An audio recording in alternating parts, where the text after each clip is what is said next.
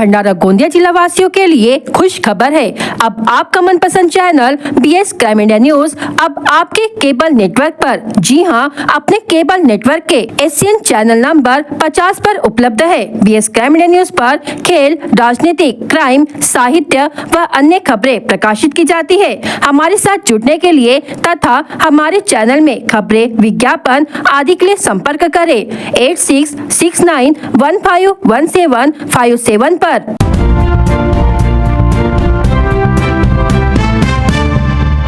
नगर परिषद भंडारा क्षेत्र में कुल 16,400 घरों का सिटी सर्वेक्षण किया जाएगा। यह सर्वेक्षण लगभग 112 साल बाद हो रहा है। इस कार्य के लिए अनुमानित खर्च 3 करोड़ 40 लाख रुपए है। नगर परिषद भंडारा द्वारा तत्काल 1 करोड़ रुपए उपलब्ध कराए जाने और सर्वेक्षण शुरू करने के निर्देश विधायक नरेंद्र भुंडेकर ने दिए। इस संदर्भ में नगर परिषद कार्यालय में समीक्षा बैठक आयोजित की गई। गौरतलब है कि भंडारा नगर परिषद क्षेत्र का पिछला सर्वे 1912 में अंग्रेजी शासनकाल में किया गया था। इसके बाद से सर्वे नहीं होने के कारण क्षेत्र के लगभग 16,400 परिवार नगर परिषद की सीमा से बाहर माने जाते रहे। परिणाम स्वरूप आज भी इन परिवारों को अतिक्रमण धारक कहा जाता है। बैठक में नगर परिषद मुख्याधिकारी ने जानकारी देते हुए बताया कि नगर परिषद क्षेत्र के पिंगलाई के 3,200, गणेशपुर के 5,000, केसलवाड़ा के 1,200 और भंडारा खास के 7,000 घरों का अब तक का सर्वे नहीं हो सका है। सर्वे के लिए आवश्यक निधि अपर्याप्त होने की समस्या सामने आई। इस पर विधायक भुंडेकर ने नगर परिषद को तत्काल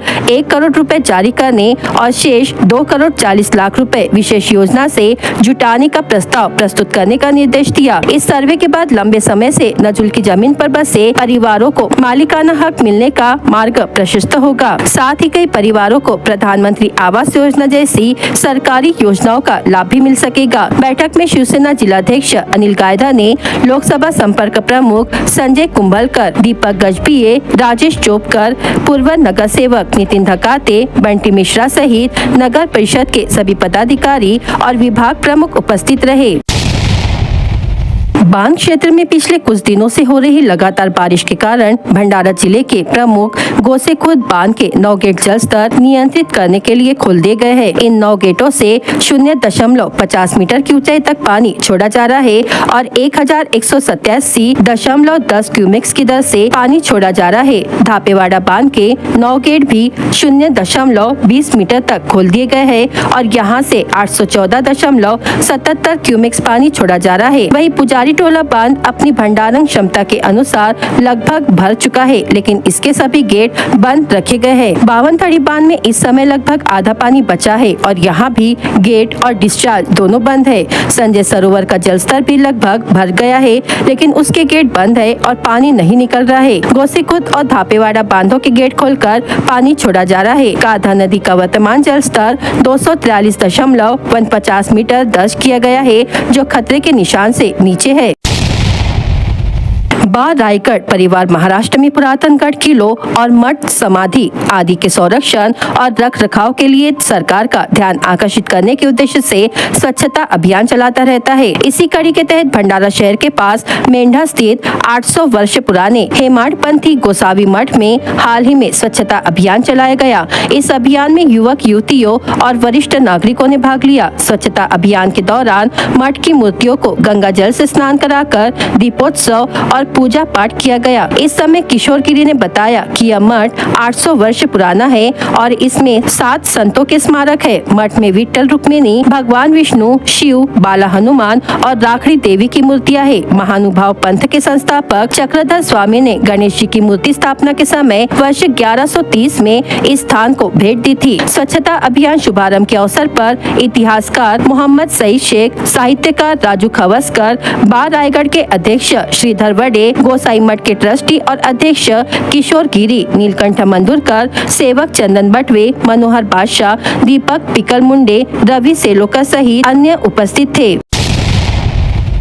पूरे महाराष्ट्र में गणेश उत्सव धूमधाम से मनाया जा रहा है और भक्तों में विशेष उत्साह देखने को मिल रहा है। भंडारा की प्रसिद्ध रंगोली कलाकार चित्रा वैद्य ने अपनी कला से बाल गणेश का अद्भुत रूप साकार किया है। उन्होंने 3D रंगोली के जरिए बाल गणेश की जीवंत प्रतिकृति बनाई। अब तक वे अनेक चित्र रंगोलियों के माध्यम से प्रस्तुत कर चुकी है, लेकिन इस बार उन्होंने भव्य 3D रंगोली तैयार की, जिसे बनाने में उन्हें पूरे 2 दिन का समय लगा।